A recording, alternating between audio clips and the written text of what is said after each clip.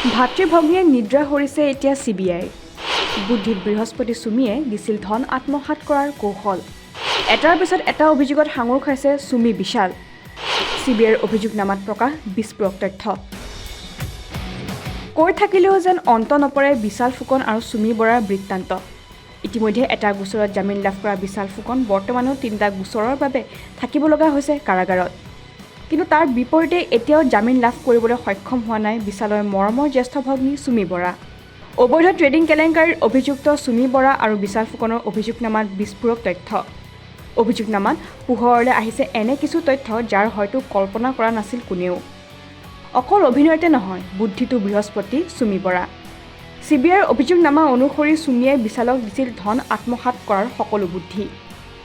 পাৰ্চেলিয়া কনচালটেন্সিৰ নামতে সংঘটিত হৈছিল সকলো কেলেংকাৰী বিশালে আৰম্ভ কৰা এই ট্ৰেডিং কেলেংকাৰীত চুমিৰ আগমনৰ লগে লগে আৰম্ভ হৈছিল সৰ্বসাধাৰণক ৰামটাঙুন দিয়াৰ পৰ্ব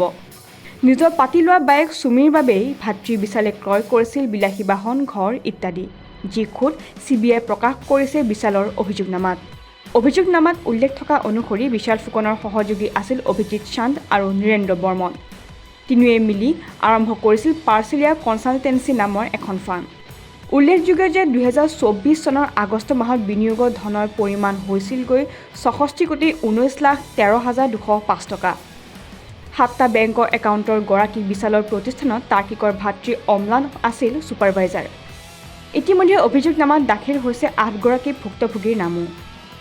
CBIৰ এই অভিযোগনামাৰ পাছত কি হ'ব পৰৱৰ্তী পদক্ষেপ মুকলি আকাশৰ তললৈ আহি পুনৰ নিজৰ কামত নিয়োজিত হ'ব পাৰিবনে চুমি বৰ্তমান সেয়া হৈ উঠিছে এতিয়া লাখটকীয়া প্ৰশ্ন